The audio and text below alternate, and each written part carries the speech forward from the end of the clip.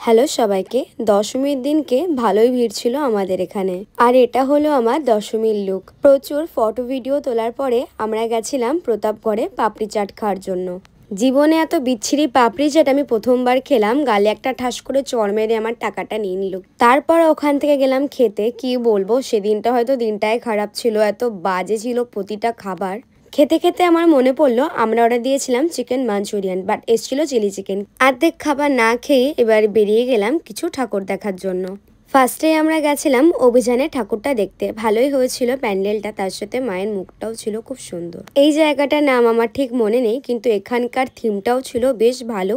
ওখান থেকে গেছিলাম তারপর বারুইপল্লীতে। প্রতি বছরই এখানকার প্যান্ডেলগুলো খুব ভালো করে। আমি যখন পেলিংয়ে গেছিলাম ঠিক এরকমই একটা বুদ্ধ মন্দির ছিল, সেরকমই থিম করেছিল এবারটা এখানে। তারপর আমরা ওখান থেকে বাড়ি চলে গেছিলাম। আর এটা হচ্ছে একাদশীর দিন।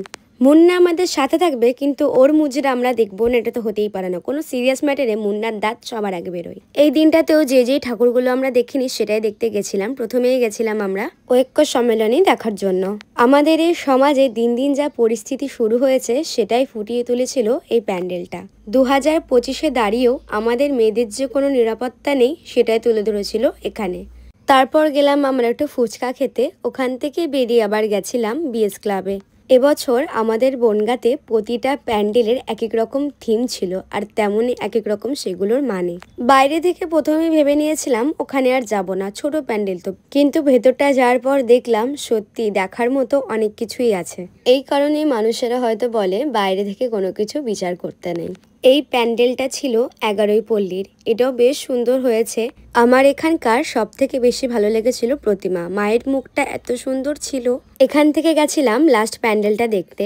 কোনো জীবিকায় যে ছোট না সেটাই তুলে ধরেছিল এই প্যান্ডেলটা। দেখতে দেখতে 5টা দিন কিভাবে কেটে গেল বুঝতেই পারলাম না। আসছে বছর আবার হবে। বাই।